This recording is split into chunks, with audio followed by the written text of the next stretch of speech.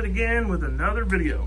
We got Jordan's transfer case out, and now we get to scrape all of the trackside repair silicone off of it so we can dive in and see what's wrong with it. But I can tell you right now that I have found the problem. Just me pushing down on this. Check this out. Yeah, that's nice. So you would think that the tail cone doesn't have much of a job here, but it does. There is a, I'll show you when I get it out. There's a bushing inside of here that the yoke slides in.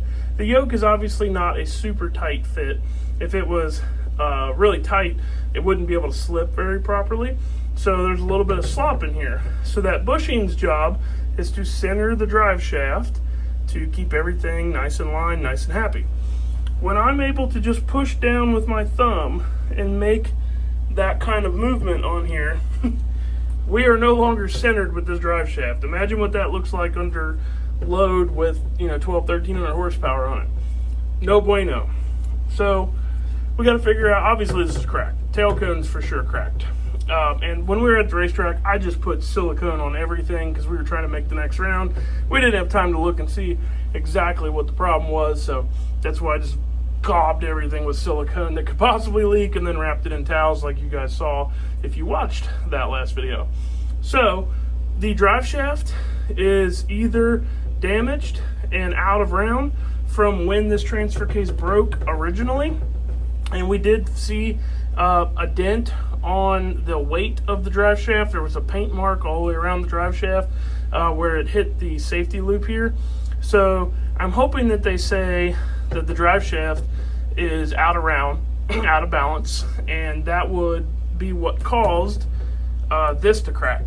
If that's not the case, then this tail cone had a hairline crack in it from when the transfer case broke the last time, which I did not see when I put it back together. Obviously, I had to use new housing here, so the tail cone I reused, but possible, I looked it over, but it is possible that I missed the hairline crack that's possibly in it. So if the drive shaft checks out good, there's nothing wrong with it, then this is the problem. If the drive shaft is out of round, then good chance that the drive shaft got hurt from when this initially broke, and that is what ended up after 7 or 8 runs cracked this bad enough to where it was leaking pretty bad. So enough talking, let's get into this. This dude right here done put his 2 weeks in and was ready to walk off the job. We got that ear broke all the way off, and we got that ear broke all the way off. So it was just these 2 employees down here holding in, just trying to do the work of all of them. Probably a good thing we didn't make any more runs. Probably would have ended badly. Well, looked like this guy was the only one clocked in. The other 3, they done gone. That's bad. I'm glad we lost to Brett, because that thing would have came apart on the next run, my guess. Well, at least I have a smoking gun here.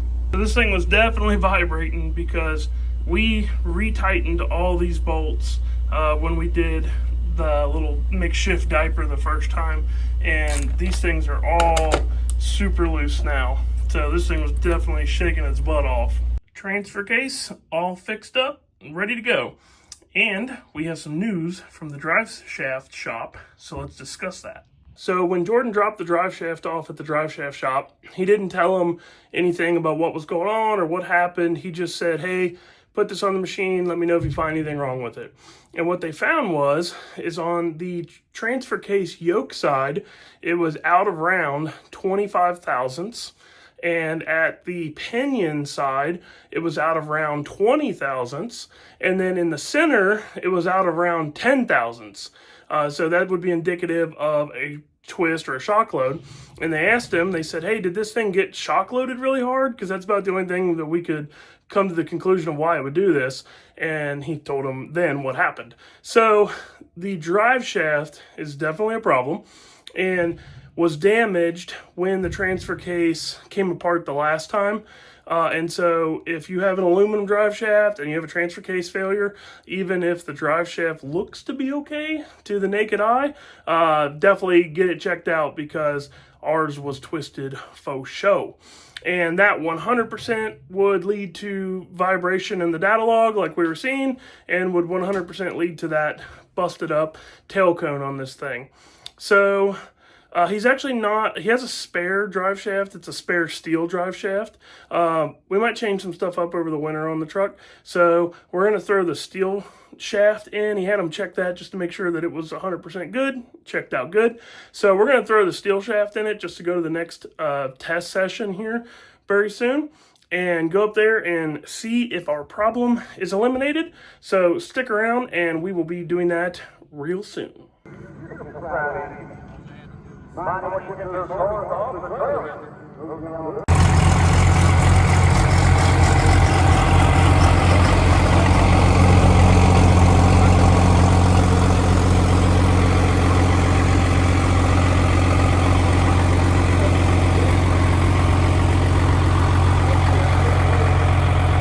Let's see what kind of prep we got up here tonight.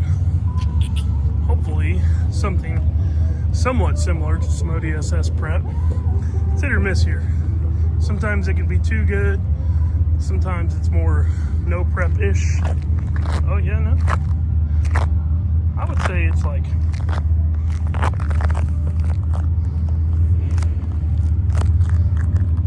it's actually pretty decent.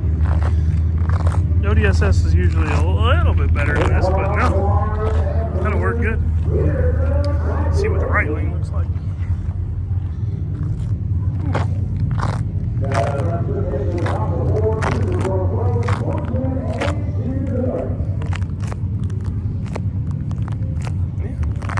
Both pretty good. I think this will be a pretty good test for us. So be able to go back to back. All right. So plan of attack for first run here on Jordan's truck. We're going to basically just get a baseline. It's got everything exactly the same in it as our last run at Shod when it went a 576. So the air's a little bit better here tonight. Don't really care.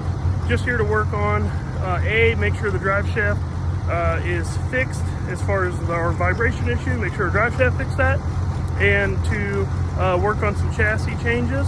And so this first one here will just be to give us a baseline. On Kevin's truck, he now has the air shifter operational. So we're now able to control overdrive, lockup, and shifts off of the race pack, just like we do on Jordan's truck. So this first one here will be just getting us a baseline and then starting to tweak his shift points from there and see where we end up. So track's looking really good. The weather's awesome. It's Friday. We're at the racetrack, so you can't ever complain, man. So we're gonna go up here and make these first couple runs.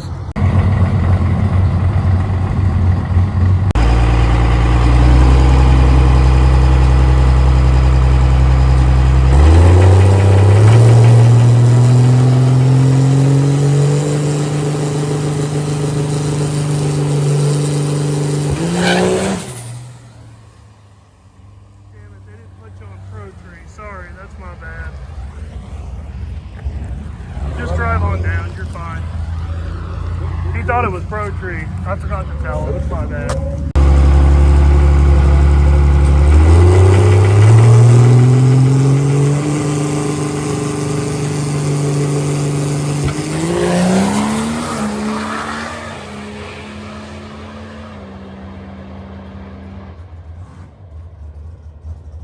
Nice clean run. I think it's a 578, but I could be wrong. First run here on Jordan's truck. And we got a little bit of bouncing happening there. That's why we're here, work on that. But I'm not seeing the crazy up and down vibrations in here like I was before. I still got that going on. We'll look at that later. Happy to not see that. But need to make a smoother run. I haven't even looked at the video yet. But like I said, my plan is to start tightening that rear shock extension. So I'm gonna look at the video, make sure that makes sense, and start doing that and go up there and make one more run.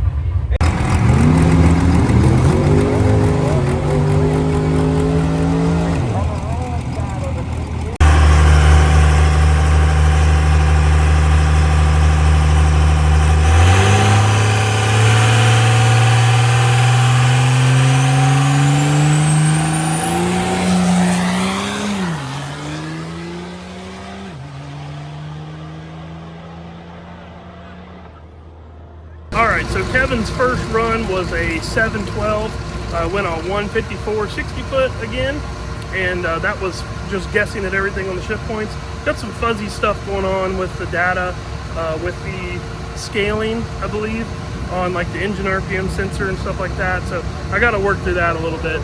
But all I did between the first one and the second one was I raised the 1-2 shift 75 RPM, and then I raised the 2-3 100 RPM, brought lockup in sooner, and it went, if I can flip this around, 156 60 foot, slowed down just a little bit to the 60 because it tried to push through the brakes right before you let off, and then you don't get that running start at the 60 foot. But 451 to the middle and 698. So almost a PB with our second try out, with basically guessing at the shift points to start with and then just barely tweaking them a little bit. I have no idea where this engine likes to make power, so I'm just gonna have to creep up on it a little bit. The first one that was shifting it around 4,200, that should have shifted it around 4350. So not real high, but 180 A220 cam, 75 millimeter, 12 valve isn't going to make a ton of power up high, so I don't want to go too high with it. So we'll just keep creeping up on the shift points, probably keep moving the lockup in sooner, and see if we can get a PB tonight.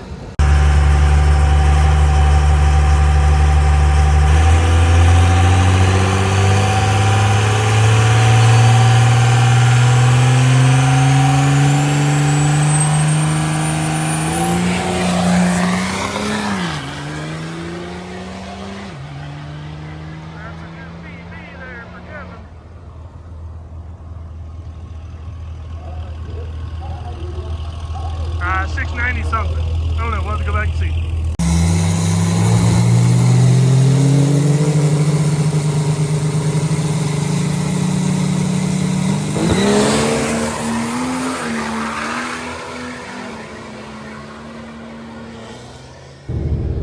Alrighty, well, I forgot to close out Friday night's testing there. I'm a little rusty with the YouTube thing because you guys have been keeping me super busy in the shop, which I'm super thankful of. And unfortunately, when the shop is jamming and rocking and rolling, transmissions are getting done, the YouTube thing has to take a little back seat action there. But we're gonna get back into it here soon. I'm gonna quit being rusty and film the way that I should be filming. But basically, to put a little synopsis on the disappointing night of testing that we had, is Kevin and Jordan both had some issues. Kevin's truck, he had several sensors in his logger that were not reading correctly because they were not scaled correctly. Something changed when he uploaded some new software onto it and screwed that up. Wasn't something that we necessarily had the time to figure out at the track, not with trying to run two trucks. And then Jordan's truck had an interesting thing happen that's not super common, but it does happen. The dump valve actually stuck open on it. So if you noticed on that last run that he made, when he went to stage, it was very shallowly staging when he was bumping. It wasn't moving that much. That's because it was only at 16 pounds of boost, as to where normally we leave on 20 pounds of boost. And the reason that it was at 16 and not 20 is because we typically turn the dump valve off once it starts to make boost, so that way the converter's refilled before it leaves the starting line. And it was not, because the dump was stuck open, so basically it was draining all the converter charge off of it, and so it was 4 pounds of boost lower, which is going to drastically change the way that your bump box works. And because the dump was stuck on, it was just a slow turd. It was 148 60 foot, and it was, going out there, made the first gear change, and he said it just, it felt like it was slipping, which is exactly what it'll feel like, because, the converter will only be 30 or 40% efficient with the dump on. So it was an easy fix, and this can happen on regular lockup 4748 transmissions too. The orifice screen on your overdrive and lockup solenoid, we use lockup circuit for dump valve on the non-lockup stuff, so it uses the same 4748 overdrive and lockup solenoid. The orifice screen can get a bunch of trash in it, or a little bit of trash even, and if that happens, what it'll do is it'll keep the oil in the valve, basically keep the valve stroked because the oil is in the bore. So basically the valve is in the stroke position like the dump would be on. So we just pulled the overdrive and lockup solenoid down, brake cleaned it, and got the little bit of trash hose out of it, and then we test spooled it, and everything was good. So you can do that at the racetrack. If it was an event, we would absolutely have dropped the pan, pulled that down, and done it. But on a Friday night local test and tune deal towards the end of the night, you just load that thing up, take it home. So now we're on our way to our other local track, Thornhill Drag Strip. It is their last night of the year, and it's probably going to be our last night of the year, pretty much no matter what happens. We're going back with Kevin and Jordan's trucks again, and we're going to see what we can come up with. So Kevin got his sensors working correctly. One of the things with Kevin's truck with the sensor, with the boost not working, is it was not turning on his intercooler pump, because I've got his intercooler pump set to turn on at 10 pounds of boost. And so with the boost not working, reading, it wasn't turning the intercooler pump on. So I'm curious to see how much ET it does or does not pick up by turning the intercooler pump on. It went a 698 and a 699 at Edgewater, both 154, 155, 60 foots. So we'll go down here to Thornhill tonight, and with his, I'm going to leave everything the way it was at Edgewater, and just make sure that intercooler pump is turning on, see what it runs. And then on Jordan's truck, we're going to leave everything the way it was. That last run that we made, I tightened the rear shock extension 7 clicks. I had 14 clicks to go to be full tight. So I went to the middle, went to 7. Instead of making a baseline run here tonight, because we're probably only going to get 2 or 3 tonight, I'm going to start off exactly like how that run was supposed to be. Same tire pressure, everything, not change anything, and see if those 7 clicks change that little bit of bounce that we have on that. The first good run of Jordan's was a 576, which is basically exactly like it was when we put it up at Shide. It went a 76.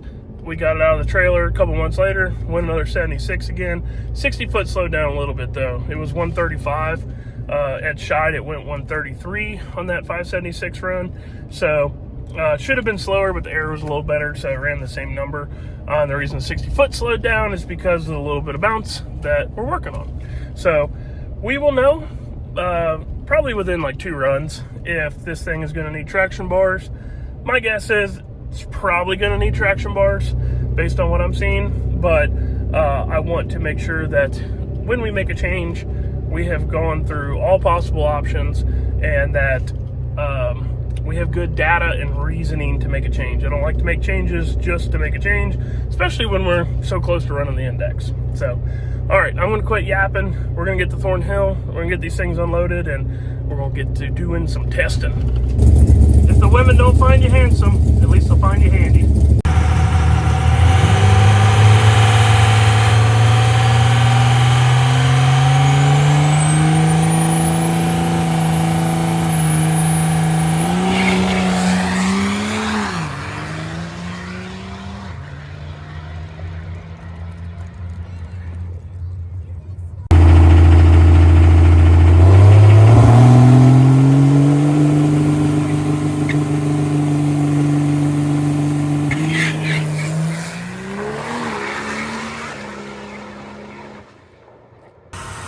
Well, we just got Kevin a new PB, 150, 60 foot, 444 to the middle, 690 with an 8 at 99 mile an hour, knocking on a 100 mile an hour's door with no nitrous yet. So the intercooler pump turning on, picked it up, 9 numbers from last weekend, so almost a 10th. And here's a little data here. So he doesn't have engine RPM right now, unfortunately. Had a little incident where the sensor got into the balancer, so we don't have engine RPM, but the green line down here is Driveshaft RPM, and red is his boost, and we got G meter, which is upside down because he's got 2 wires flipped, but that's what these tests are for. And then our yellow line up here is trans pressure, just so I can see when it's shifting. But he left the line at 29 pounds of boost. That little bit right there is a little spin that it had. So he's going to leave it a little bit less boost on this next one, like 2 pounds of boost less to try to keep that out of it. And we were making, roughly, where's my boost? Okay, 45 pounds of boost up here in first gear, and this is with the converter unlocked.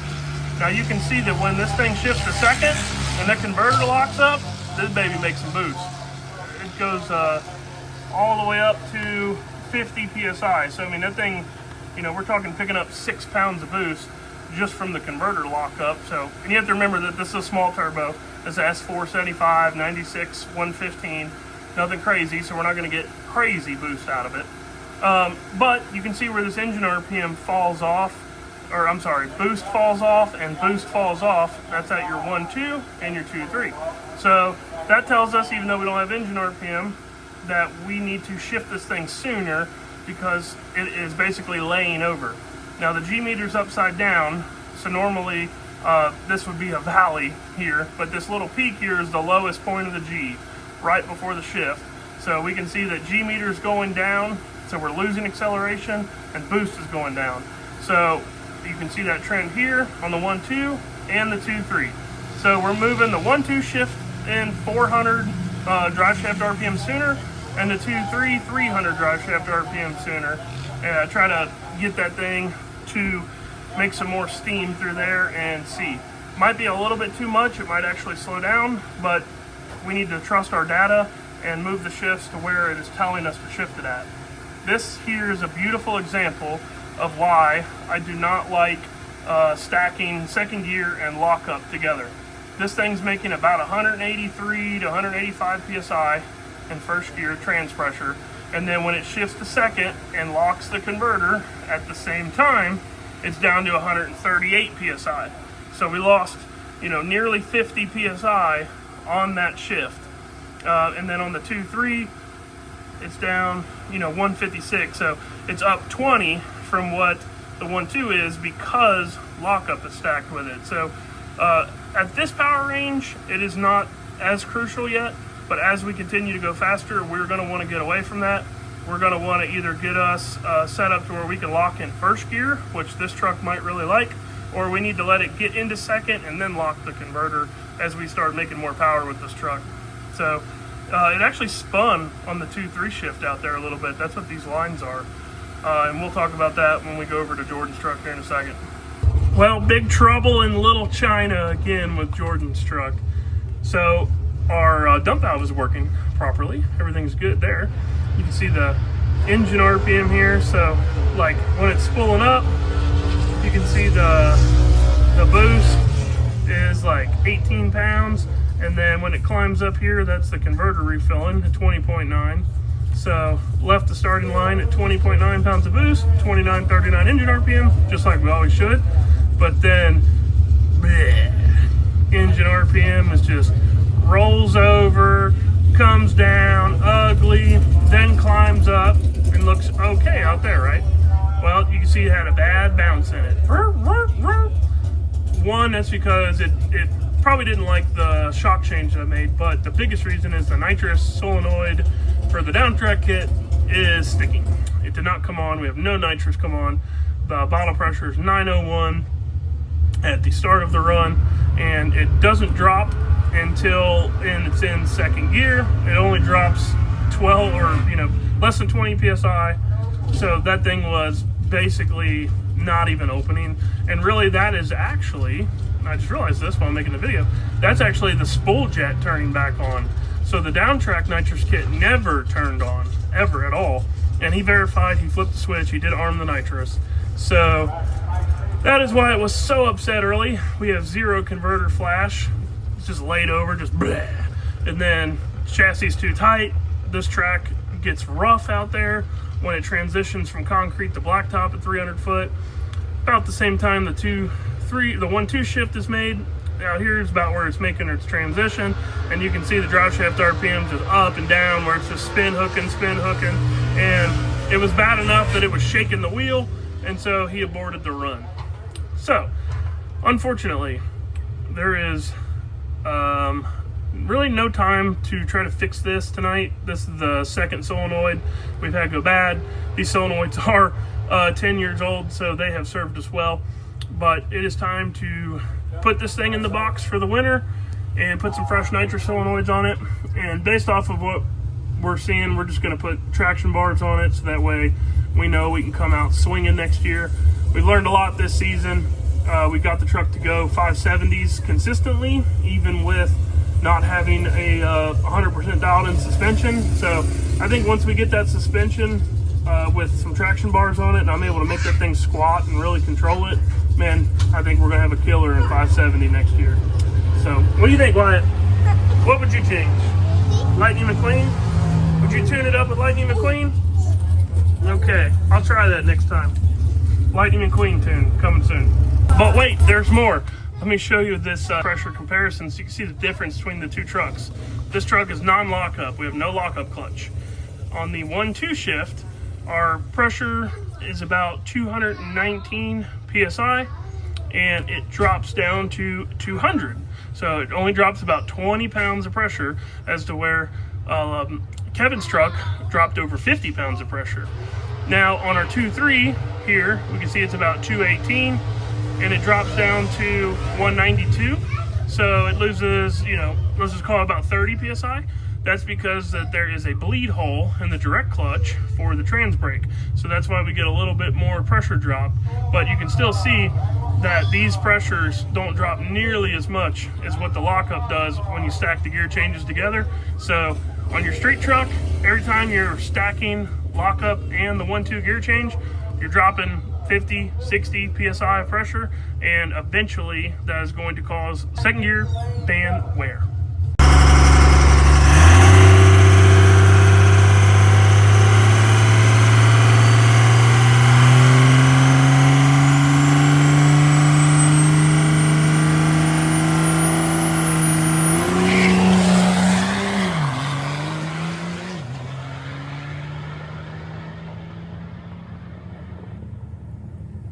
That second run, we got a 152 60 foot. We went 442 with an 8 to the middle, 687 with a 3 at 99.67. So we picked up 3 number there, first time in the 80s. And that means that moving our shift points in helped. You can see it's still dropping boost quite a bit here in first, and then the boost in second kind of falls off. And then the big thing is that we need overdrive now, because we're really falling off on boost the whole way through third. So we need to turn on overdrive. So for this third pass, which will be the last one, we are going to turn on overdrive. I'm going to turn it on at 3,100 Driveshaft RPM, which is roughly about right here. Right about there. And it'll have a little bit of a delay, but I just don't want to short shift it into overdrive. So we'll turn it on there, and we will see, move the 1-2 shift up probably 100, move the 2-3 up 150, and see if we can get it to go a little bit quicker.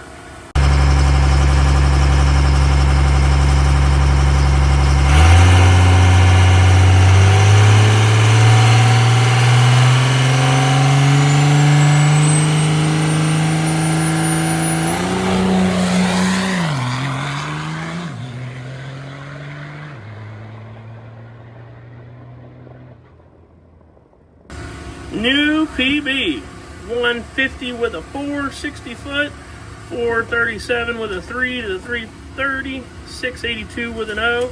So we have a new PB on every cone. Data shows us that we made all the right changes. Are moving our 1-2 shift in. Definitely kept the boost happier. Barely fell off a little bit here first gear. Made the gear change. Spikes back up.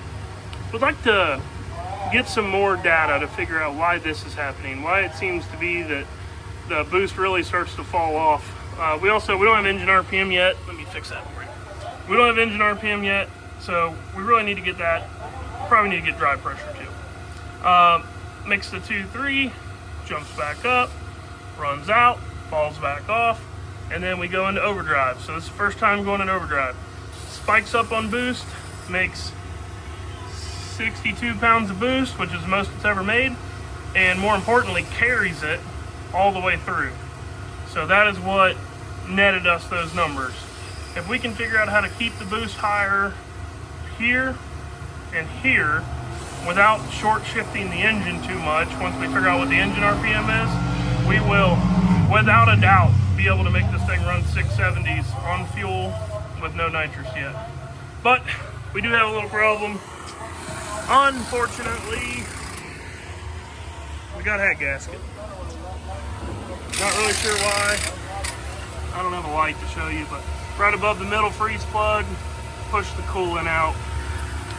So we're gonna have to talk to the engine people who did the firing on this deal and see if there needs to be a better maintenance schedule on it, because we've only got 14 runs on it and it got a hot retort, and 62 pounds of boost should not have blown head gasket, but it's possible that with a 12 valve head and the particular style firing that this shop likes to run, maybe we need more maintenance schedule on it, because a 12 valve head is not nearly as strong and clamping load as what a 24 valve head is. So basically we're done. But PBs, head gaskets are cheap. Yeah, it's a little bit of work, but we can fix that, and we will be back at it next year. Like they say on all the Instagram reels, and with that concludes the 2025 Logan Built Drag Racing season.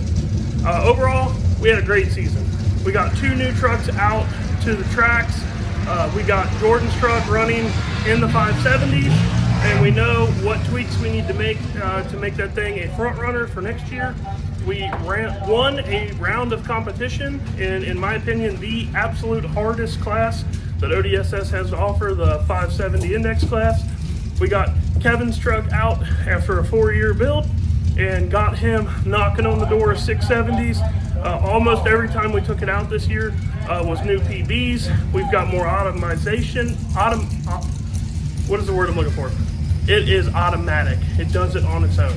The shifter shifts on its own. We're gonna do some things over the winter with his to get him a staging limiter, get him a trans brake, make it easier for him to race the truck, spool the truck, stage the truck, and he is definitely going to be a competitor in 670 next year.